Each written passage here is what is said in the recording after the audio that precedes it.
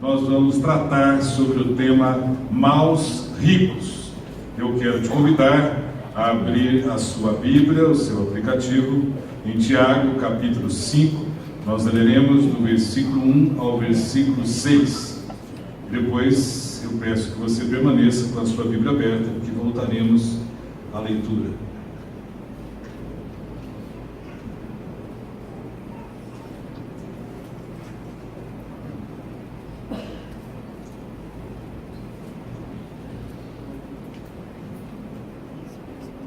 Tiago 5, de 1 a 6, vamos ficar em pé para a leitura do texto. Ouçam agora, vocês ricos, chorem e lamentem-se, tendo em vista a desgraça que virá sobre vocês. A riqueza de vocês apodreceu, as traças corroeram as suas roupas, o ouro e a prata de vocês enferrujaram, e a ferrugem deles testemunhará contra vocês, e como fogo devorará a sua carne. Vocês acumularam bens nesses últimos dias. Vejam o salário dos trabalhadores que ceifaram os seus campos, e que vocês retiveram com fraude. Está clamando contra vocês. O lamento do ceifeiro chegou aos ouvidos do Senhor dos Exércitos. Vocês viveram luxuosamente na terra, desfrutando prazeres e fartaram-se de comida em dia de abate. Vocês têm condenado e matado o justo, sem que ele ofereça resistência. Até aí, pode se sentar.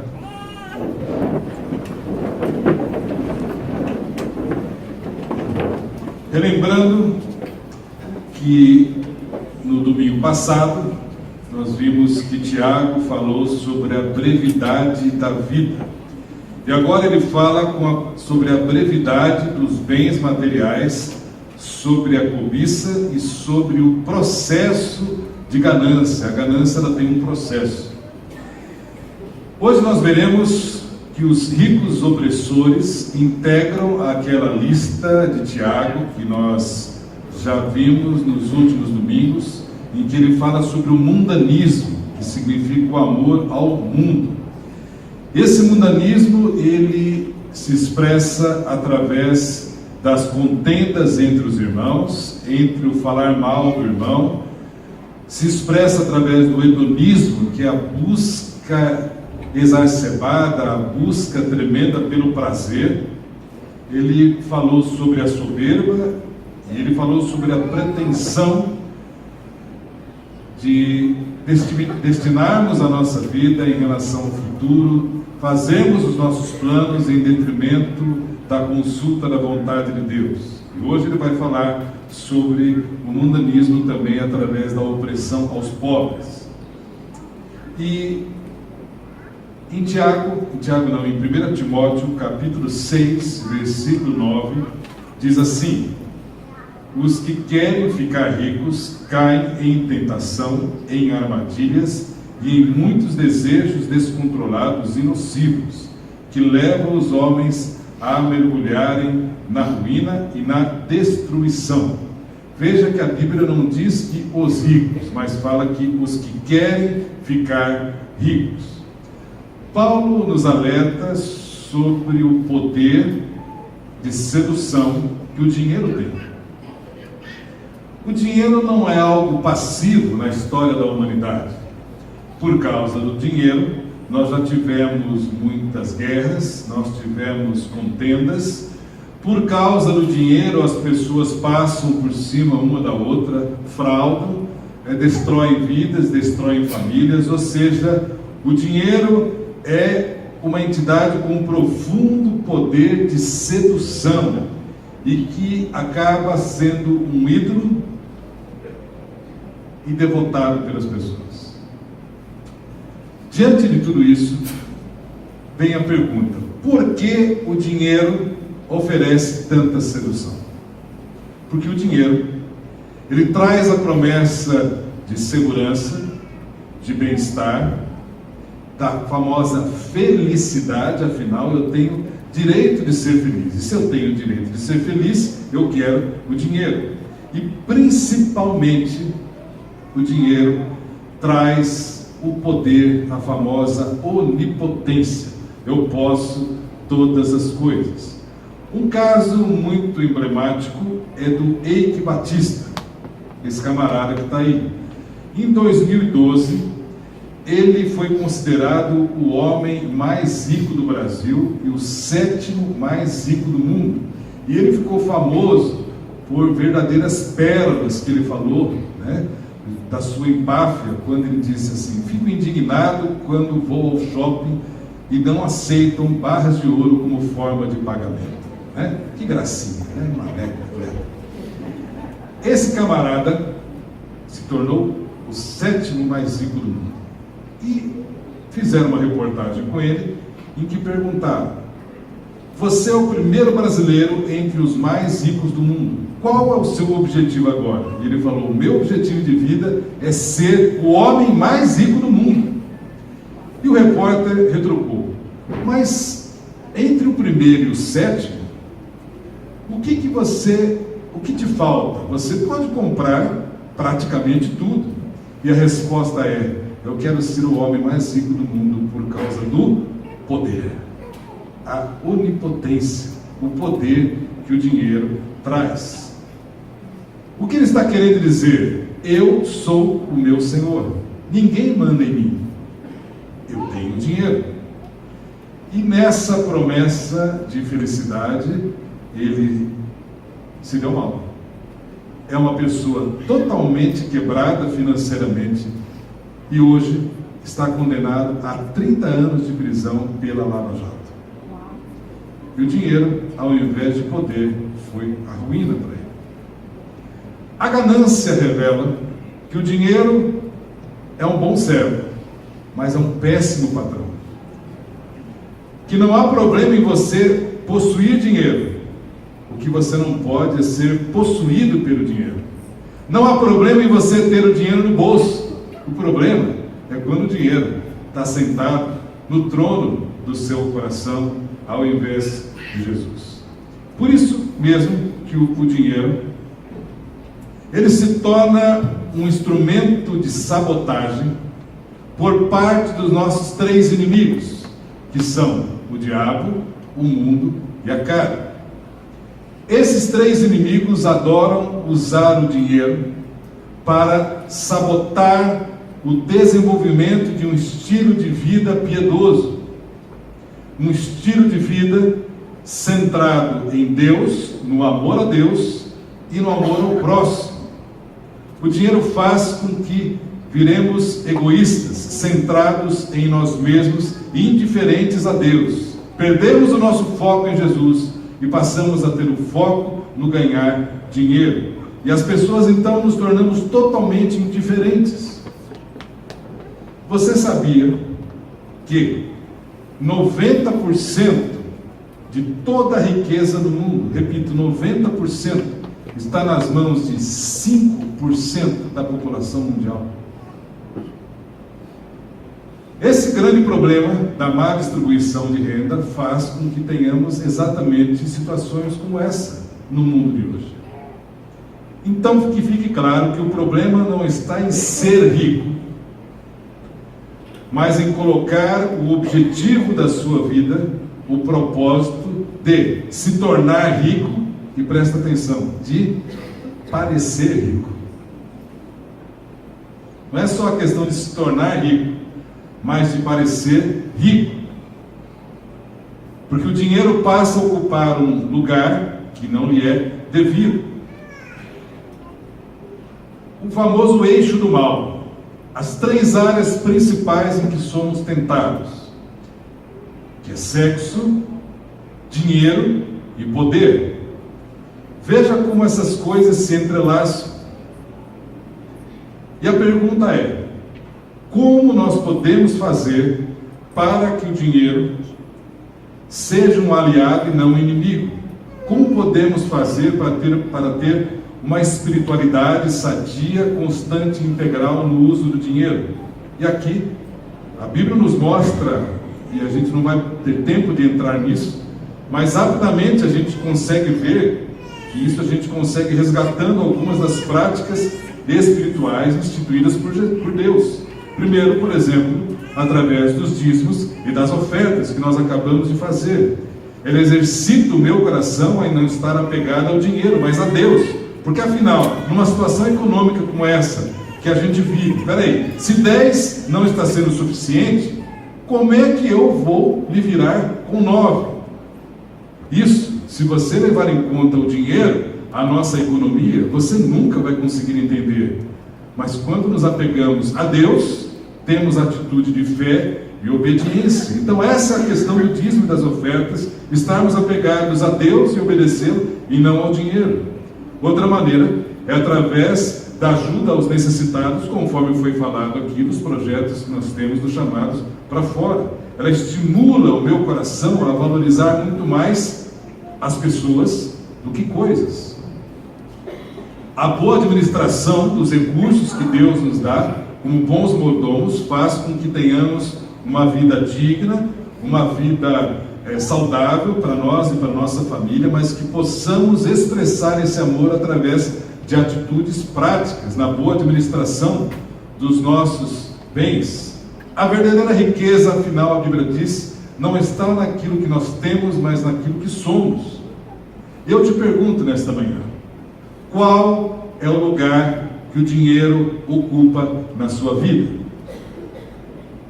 Eu pergunto novamente, qual o lugar que o dinheiro ocupa na sua vida? Eu não estou perguntando se você tem dinheiro ou não tem dinheiro. O que eu estou perguntando é, qual o lugar que o dinheiro ocupa na sua vida? Jesus, em Mateus capítulo 6, versículo 24, conforme está aqui na tela, diz assim, que ninguém pode servir a dois senhores, porque ou há de odiar a um e amar o outro, ou se dedicará a um e desprezará o outro. Não podeis servir a Deus e a Mamon. Mamon, na tradução do aramaico, significa riquezas como um Deus. A devoção como se fosse um Deus. A Bíblia diz que não há como combinar. Lembra que a gente falou que não tem como você ser amigo de Deus e amigo do mundo? É outra coisa que a Bíblia está falando, não dá para combinar. Ou você serve a Deus, ou você serve a Mamon, o dinheiro, as riquezas. E vamos passar um vídeo que eu gostaria que você prestasse atenção, que fala exatamente sobre esse assunto, ganância. Eu vou pedir que apaguem as luzes e que já comecem a servir as pipocas, enquanto a gente assiste sobre ganância.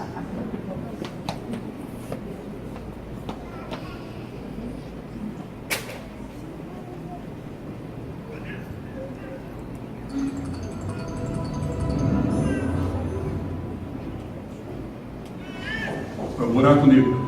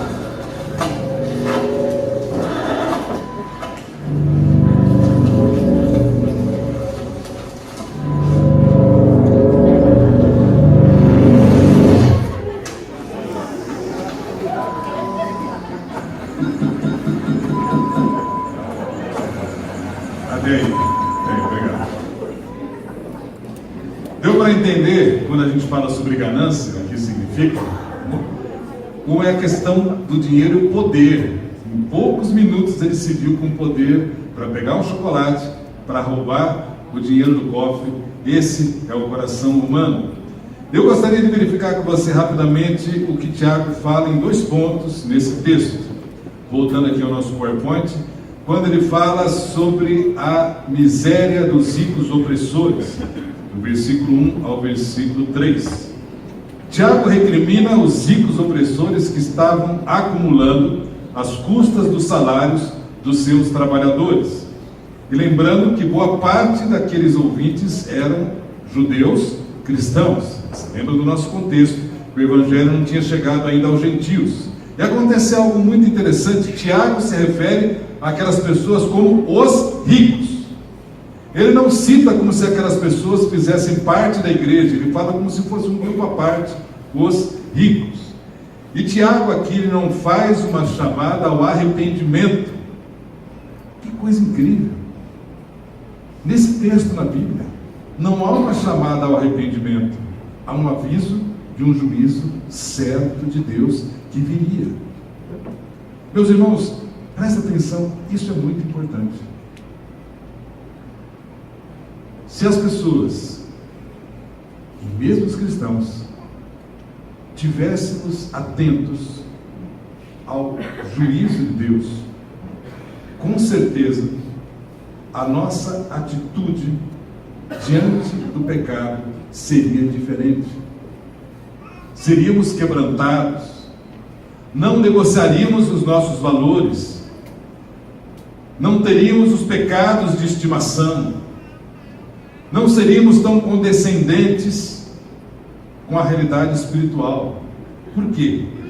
Porque é uma ideia equivocada de que Deus é como aquele vovô de barba branca, bonzinho, que no final vai achar graça das artes que os netinhos fazem e vai dar sempre um jeito.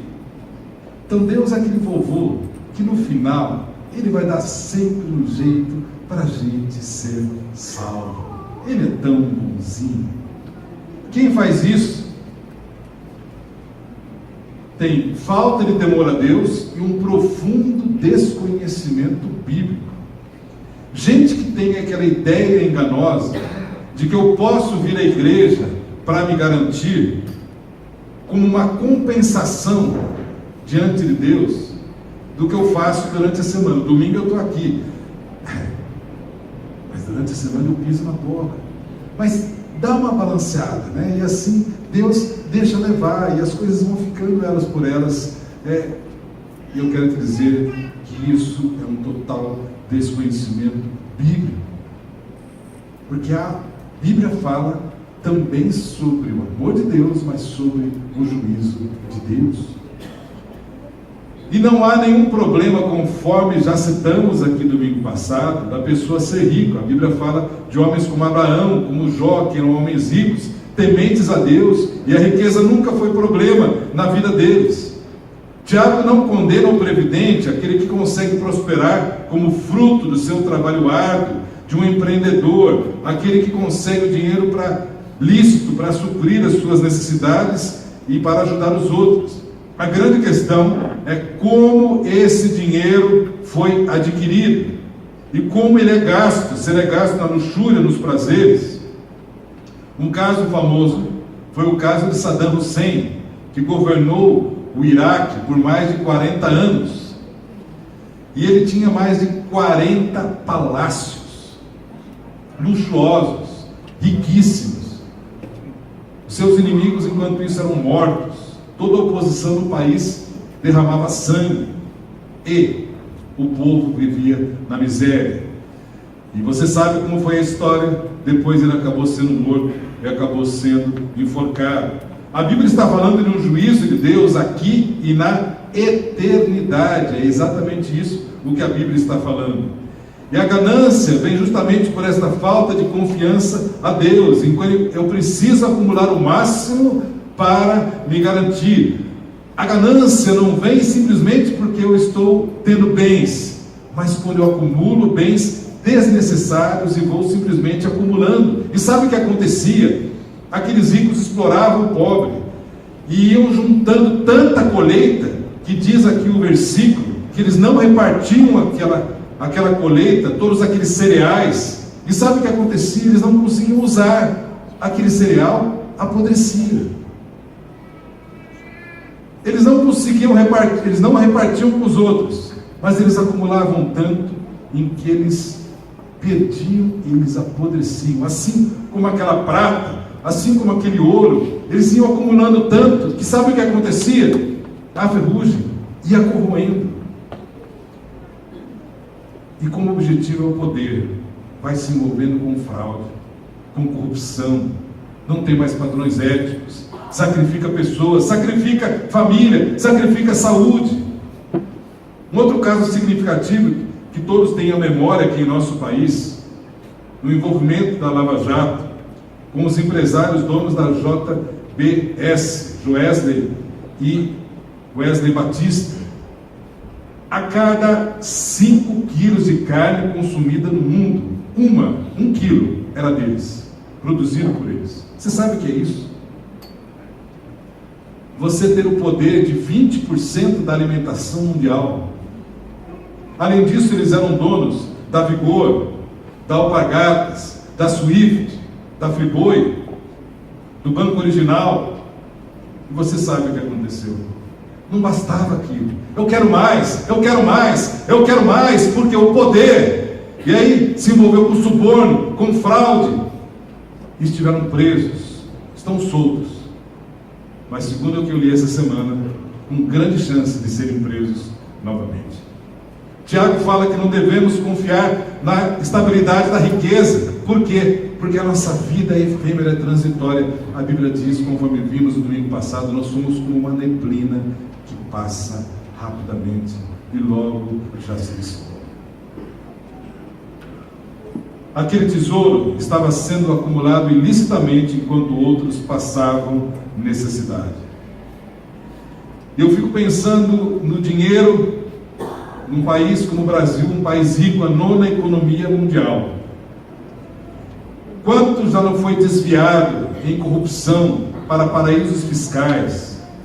Quantas já não foram acumuladas em malas de dinheiro, conforme nós vimos recentemente? Lembrando que aqueles 62 milhões foi o que sobrou, foi o troco.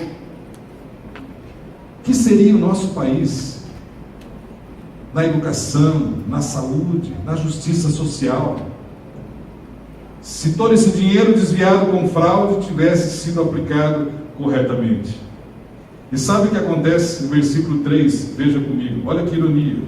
Diz assim: o ouro e a prata que vocês enferrujaram, e a ferrugem deles testemunhará contra vocês, e como fogo devorará a sua carne. Vocês acumularam bens nesses últimos dias.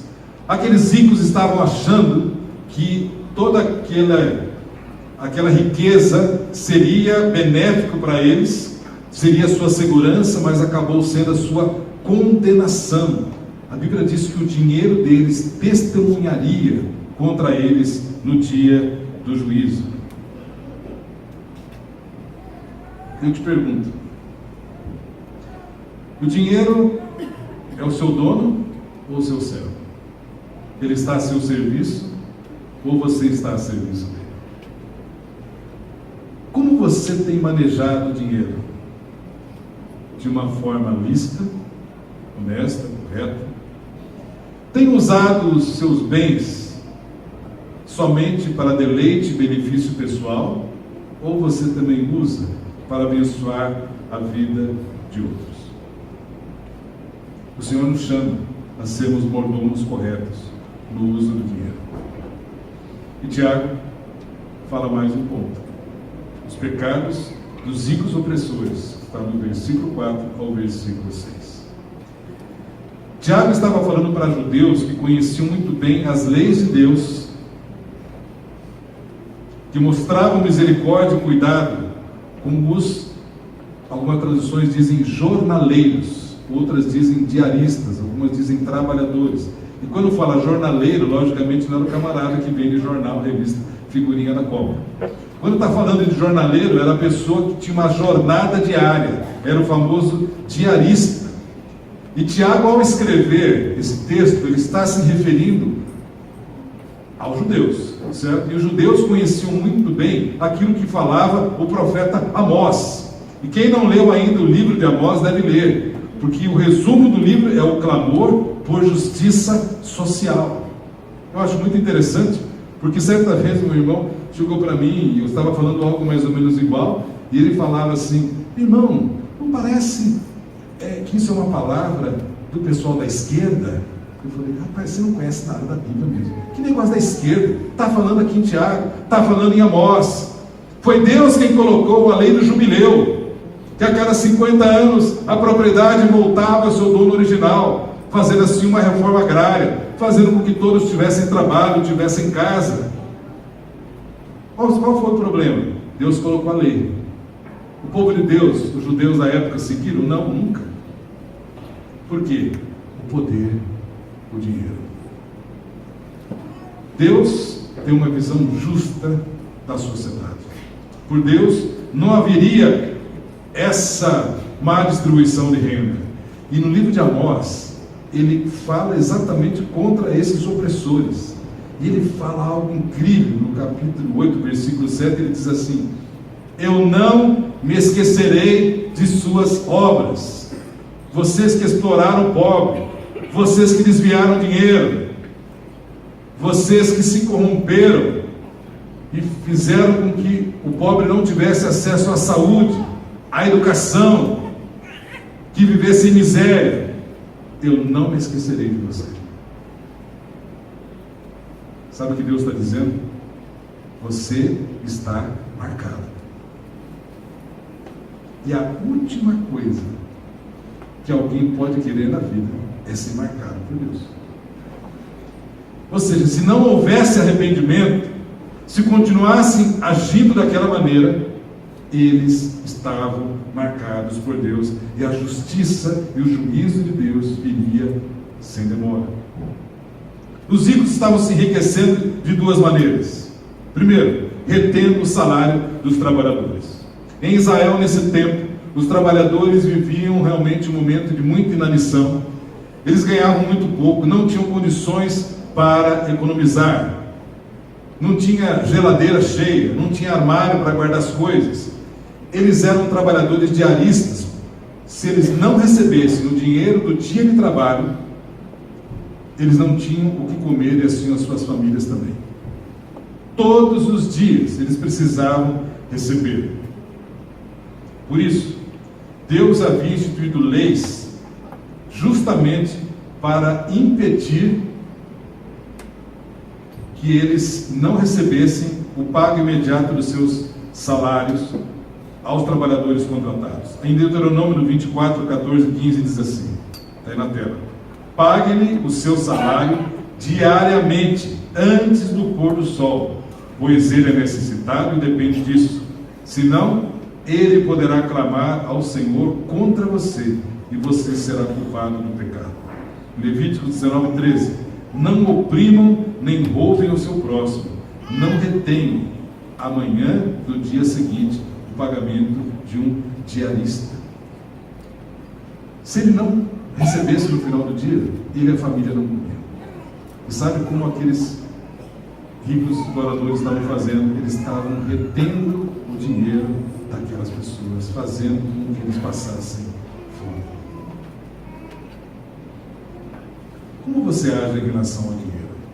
Se você tem algum empregado, dá um cheque para ele na sexta-feira, 6 horas da tarde, que ele não tem onde descontar? No dia do seu pagamento, dá um cheque pré-datado? Deus te paga.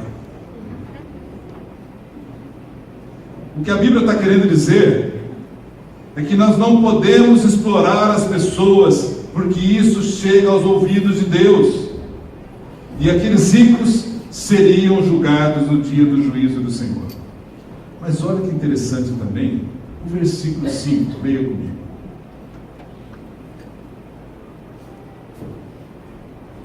e de água. Vocês viveram luxuosamente na terra, desfrutando prazeres e fartaram-se de comida em dia de abate. Em dia de abate. Algumas traduções falam no dia do matadouro. Sabe o que isso significa?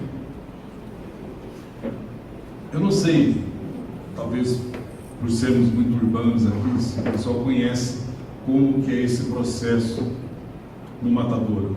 O boi, antes de ir para o matadouro, o boi vai ficando cevado.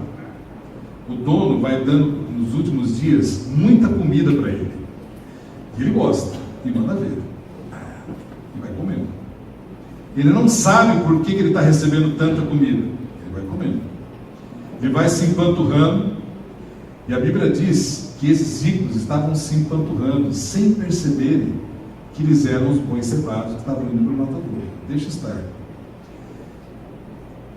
A Bíblia está dizendo que no dia do juízo, eles seriam como bois gordinhos, prontos para o abate.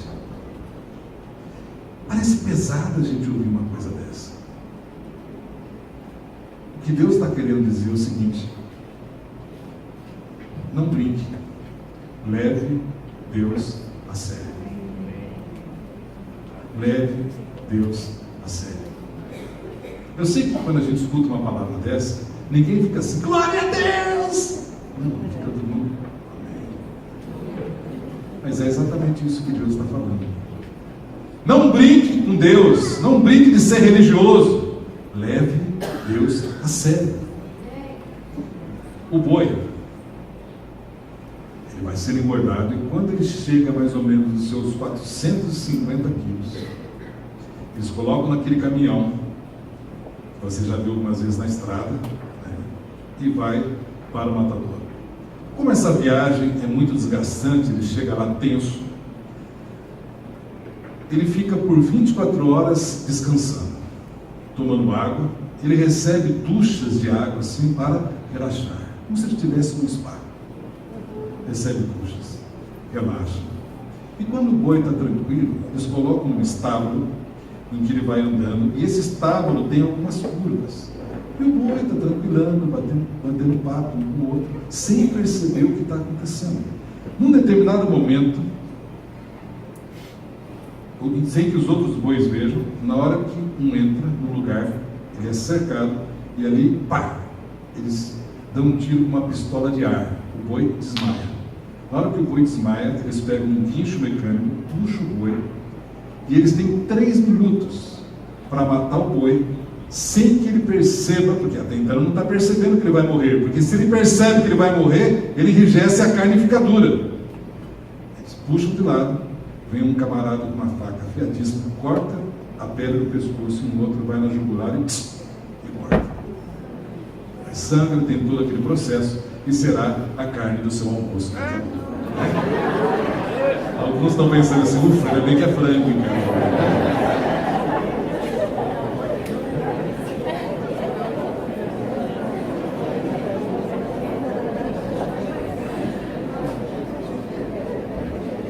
Sabe o que a Bíblia está falando? Que era isso que iria acontecer com aqueles que exploravam o povo.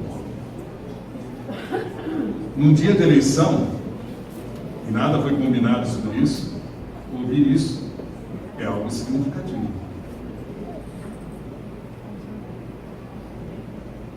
Não é pecado gozar da prosperidade que Deus dá. É pecado a insensibilidade àqueles que sofrem. É pecado quando nos tornamos uma burguesia evangélica totalmente indiferente ao que acontece num país como o Brasil. Não podemos estar enclausurados e indiferentes àqueles que sofrem. Porque quando Jesus nos ensinou a oração do Pai Nosso, ele começou falando sobre o Pai Nosso, mas ele fala sobre o pão nosso. E para que o pão seja realmente nosso, tem que repartir esse pão. Aí que entra o grande problema, a grande sacada, que começou no inferno, chamado doutrina da prosperidade. Lúcifer reuniu seus assessores e falou: vamos fazer um negócio chamado doutrina da prosperidade. Porque o que ela faz? Ela aguça no homem a avareza, a cobiça, a ganância, mas com uma maquiagem espiritual. E aí fica o camarada: Deus vai me dar isso, Deus vai me dar, eu quero bem isso. Mas como essa doutrina tem prazo de validade, ela complica. Algum tempo atrás, sentindo falta de uma irmã que frequentava aqui conosco, o seu marido ainda não era convertido, mas vinha, perguntei para uma pessoa que era sua discipuladora. Ela falou: olha, ela disse que não quer mais, que ela está decepcionada com Deus, afinal Deus não deu as coisas que ela queria. E eu escrevi para ela e falei: meu irmão, o que aconteceu? Nós não estamos te vendo mais, vamos estar juntos como corpo. E ela respondeu assim: pastor, eu estou decepcionada com Deus. Deus não converteu meu marido, e Deus não me deu a casa que eu tanto pedi. Não consegui trocar de carro e não consegui pagar minhas dívidas. E aí eu escrevi para ela falando: minha irmã, primeiro que Deus não vai violar o coração do seu marido, e segundo que eu não sei onde você entendeu que Deus iria te dar a casa. Eu não sei onde você entendeu.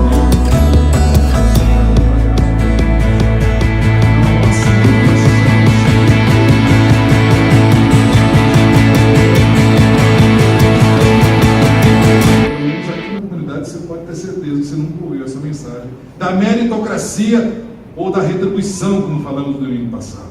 Então, porque eu vou na igreja, Deus tem que me dar tal coisa. Aquele cara não merece, é um cara folgado, mas eu sou um crente legalzão, Deus tem que me abençoar. E sabe o que ela respondeu? Não adianta, estou decepcionado com Deus, estou pronto. Deus está muito preocupado. Meus irmãos, Mateus diz: porque onde estará o teu tesouro, aí estará também o teu coração. Onde está o teu coração? Nós vivemos num mundo em que uma das características é o consumismo. A vida gira em torno disso, do ter. E já que o ter é tão importante em detrimento do ser, então o negócio é ter. Isso gera com que o ser humano comece a trabalhar cada vez mais, não por aquilo que é pão, mas pelo ter. Isso vai exigir de nós um padrão de vida maior e ter que trabalhar cada vez mais para sustentar esse padrão. E se as coisas não acontecem, traz essa confusão na nossa cabeça, da meritocracia. Afinal eu dou o dízimo, afinal eu sou bonzinho, então Deus tem a obrigação de me abençoar. É uma visão totalmente equivocada. E os ricos estavam se enriquecendo, retendo o trabalho do salário dos pobres, o salário dos trabalhadores, e subornando juízes. Diz o versículo 6, que quando os trabalhadores iam no tribunal para reclamar a respeito dos seus empregadores, eles estão retendo o meu salário. Os empregadores já tinham se antecipado, já tinham ido no tribunal, já tinham subornado juízes, já tinham mentido para os juízes, falando de coisas que não tinham acontecido. Ora, Deus havia estabelecido os tribunais em Israel justamente para que houvesse justiça. Por isso não podia haver corrupção, engano, suborno. Eu sei que na nossa realidade do Brasil é algo que a gente não consegue entender, os tribunais assim. Mas na realidade deles era o que acontecia. Amós já havia falado sobre isso, que os juízes estavam sendo comprados. E Deus disse que os trabalhadores não estavam tendo eco nos tribunais humanos. Por isso, o eco do clamor dos trabalhadores havia chegado aos seus ouvidos. Só que Deus é um juiz que ninguém podia comprar, e Ele faria justiça. Você pode ter certeza, em nosso país, conforme a Kátia falou aqui, nosso país não vai mudar porque o candidato A, B ou C vai assumir. Nosso país vai mudar quando nós, como igreja de Deus, ocuparmos nosso papel de sal da terra do mundo, clamarmos a Deus com arrependimento, para que a misericórdia dele venha sobre a nossa terra. Aí sim, ele virá e sarará a nossa terra. Os clamores dos explorados, os clamores daqueles que são socialmente oprimidos, têm chegado aos ouvidos do Senhor Todo-Poderoso. Deus capacita a cada um para trabalhar com dinheiro. A Bíblia mostra que alguns, como Jesus, o apóstolo Paulo, abriram mão de qualquer tipo de prosperidade, de regalia, para viver a vida no propósito de Deus. Alguns outros, como José, foram instrumentos de Deus, como governador no Egito, para abençoar a vida de outros.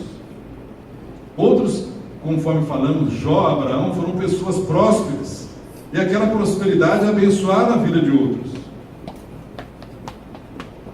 O Evangelho é tão transformador que ele permite que pessoas gananciosas como Zaqueu sejam transformadas quando ele diz: o reino de Deus chegou.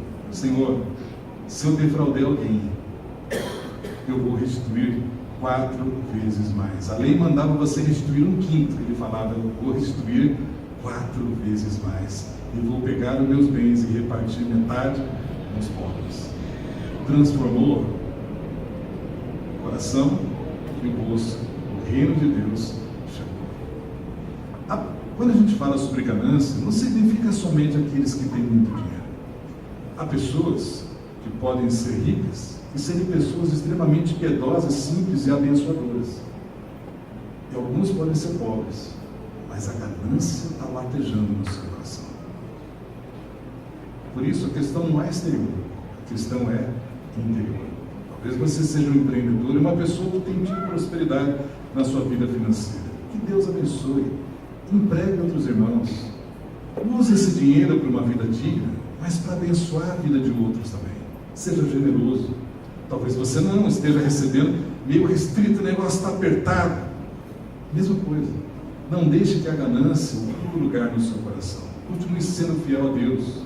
Continue entendendo o propósito de Deus. Não há nenhum problema. Eu te incentivo a você estudar, a você fazer cursos, a você prosperar, mas não como fim em si mesmo, mas sempre tendo Jesus como foco principal da nossa vida. Se Jesus continua sendo o foco principal da nossa vida, o dinheiro vai ocupar o seu lugar de ser servo e instrumento para abençoar e não para tomar conta do seu coração. Afinal, Tiago nos advertiu aqui, em tom profético, que o juízo de Deus virá. O juízo de Deus virá. E ele falou que um dia o Senhor voltará. Se é uma coisa que a gente anseia, é a volta do Senhor Jesus. A Bíblia diz que ele virá. E nos orienta, enquanto isso, a termos uma atitude. Que atitude? Aguardarmos esse dia com paciência, com fidelidade a Ele, sem nos queixarmos uns com os outros. O que isso significa? Esperarmos com paciência. O que significa esperar a vinda do Senhor sem nos queixarmos uns com os outros? É o que veremos no próximo domingo, quando fala sobre paciência. Vamos orar? Eu gostaria que você estivesse agora meditando no seu coração. Que lugar o dinheiro tem ocupado no seu coração? Eu não estou perguntando se você tem dinheiro ou não. Eu estou perguntando que lugar o dinheiro tem ocupado no seu coração.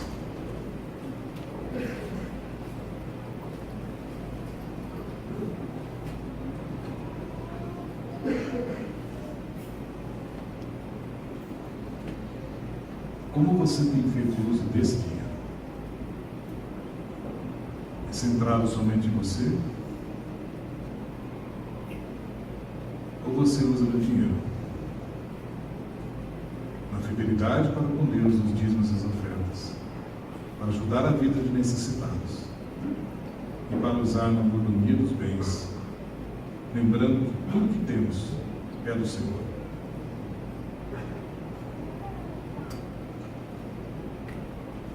E o que eu gostaria que você orasse agora o que você fará a respeito a partir de agora? Que você falasse com Deus.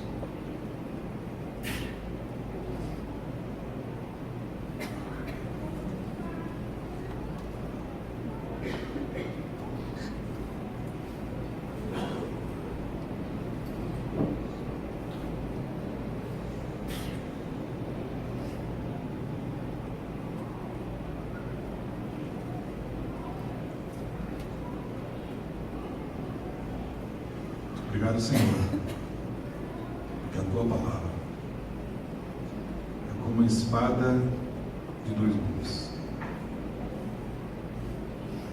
A única capaz de separar alma e espírito, juntas e medulas, e a única capaz de discernir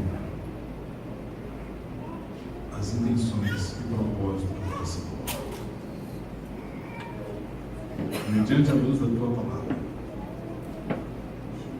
nós queremos pedir que o Senhor sonde o nosso coração. Veja em nós aquilo que não pertence a Ti. E através da revelação e inspiração do Teu Espírito Santo,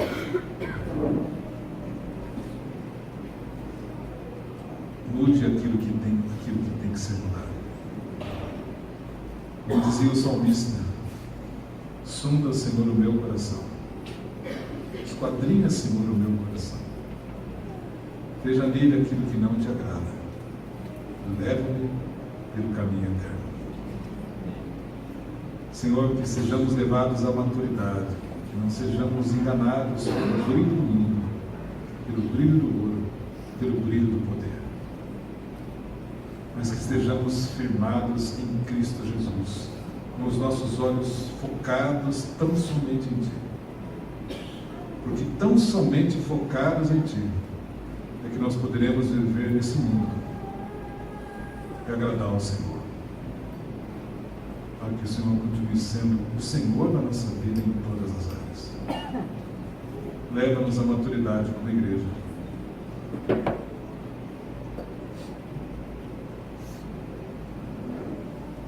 Leva-nos, Senhor, à maturidade nas boas obras. Como diz a Tua palavra, para que vejam as nossas boas obras e glorifiquem ao nosso Pai que está nos céus. Para que nós oramos em nome de Jesus.